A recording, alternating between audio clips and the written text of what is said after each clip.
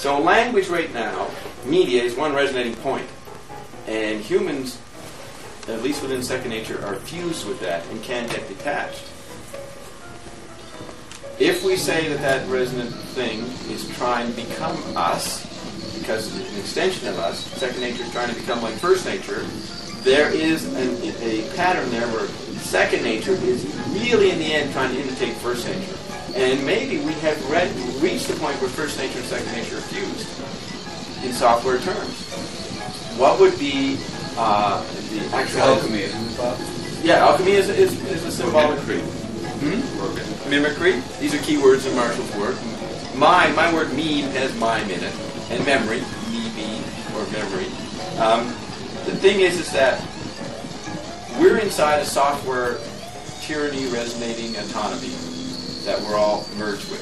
First, second nature has been simulated by the merger has been simulated by second nature. We don't actually have a merger.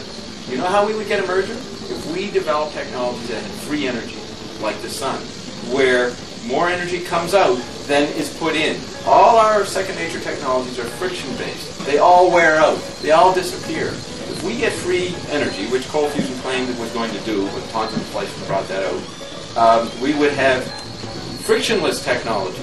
At that point, our bodies would have free shelter, free heat, and all the basics that first nature needs, and actually invent second nature to while the time, while the first nature body is shivering or starving, right? So we need an exact merging of second nature and first nature, not in software terms, but in physical terms that support first nature and break it out of its prison. So that's where software will flip into this new hardware or power source. So that's the sixth school of mediacology's vision. So now, but we're not there yet. We haven't got it. Now, there is a phrase. I just thought of Star Wars. In a new movie? No, it was an old show. And they talk about cold fusion or that kind of free energy? Well, I'll talk to you. Okay. Yeah, so there is a phrase, 2 words in understanding media. I don't have my notes here. I didn't bring them. In understanding media. But McLuhan says in the future we'll have edible spaceships. Edible spaceships. Now what the hell is that? What could that be? How could we eat spaceships? He doesn't explain it. I know that Marshall, can you imagine the editors at McGraw-Hill in 1963? What the hell's that, Marshall? He said he would cut off his arm. He would insist on certain things. He said that television murders us. Television literally murders us. It's in the book. Can you imagine the editors saying that, talking about this and arguing? But he stuck to it. He would not allow anybody to change the words. He was lucky. He got to put it in there. So what would be an edible spaceship? Well, as Cavell's book, McLuhan in Space. McLuhan's whole point was to show how different media create different spaces. There's visual space created by books, acoustic space by speech and radio. There's tactile space. So, McLuhan was a punster. Edible spaceships. He was creating little modules of awareness for people to understand the different spaces media create. So, don't take it literally that it's spaceship. When you're, as McLuhan said, people are traveling when they watch TV. They're traveling places and they're coming back. That's for the content. They're actually going nowhere.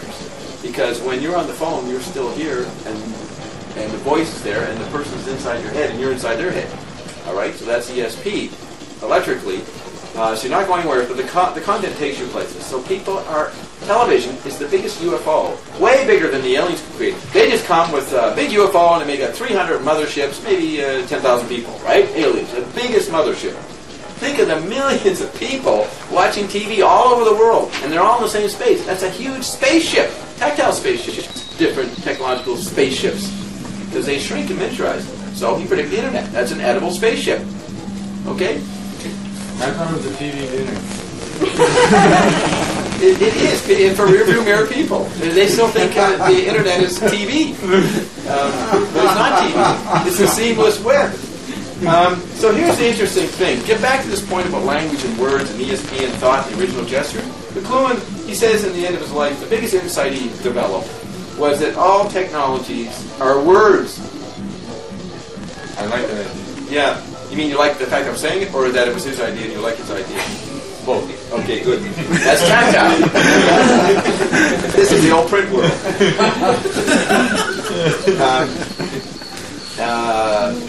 I have here, word can be just sound, could be gestures, and we've become awake because we can see the history of technology. We've ended with the satellite. We're in a very curious situation now of being aware of the multidimensional meaning of the word words. Marshall used to say it meant that the Greek word for word was mythos. But I pointed out to a Greek scholar, and it's it's logos. They disagreed. So McLuhan either lied consciously or made a mistake. But when you understand the meaning of myth, then it makes sense. You see, for McLuhan, a technology was a myth in the sense that it created an environment that programmed you. You believed it. And different cultures have different media that make their experiences mythic and are mythic. And the literate person comes in and says, well, that's not an I-based myth. That's not provable. It's fake. So we have the Western meaning of myth as false and not true. But overall, when you relate all cultures, you see that McLuhan's use of myth was a living organism. And so therefore, he would put not the word logos as the meaning of myth, even though that's a traditional meaning from literate heritage. He would put the word mythos in there. Because so that's the meaning of word. So McLuhan went against Dr. Johnson and changed the dictionary.